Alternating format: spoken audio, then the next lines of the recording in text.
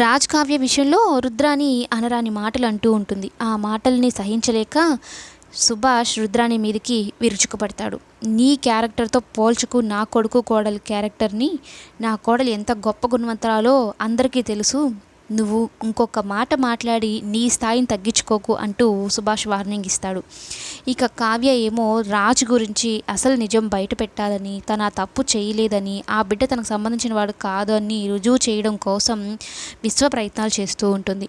ఇక అప్పు ఏమో మొత్తం నేను వీడియోలు తీసుకొచ్చాను, నీ మెయిల్కి పెట్టానక్క ఒకసారి చూసుకో అనేది చెప్పడంతో ఇక కావ్య ఏమో ఆ వీడియోలు సరే చూస్తానని చూస్తుంది. ఇంతలో కావ్యకి ఒక్కొక్క వీడియో చూస్తూ ఉంటే మైండ్ బ్లాక్, షాక్ అయిపోతుంది. మొత్తం మీద కావ్యకి ఒక నిజమైతే అర్థమవుతుంది. ఆ బిడ్డకి రాజ్కి అసలు ఎటువంటి సంబంధము లేదు. కానీ రాజ్ తన బిడ్డే అని, తన రక్తమే అని ఆ మాయ చెప్పిన విధంగా ఇంట్లో చెప్పాడు అని, అది నేను ఇంట్లో వాళ్ళకి ఎలా చెప్పాలి?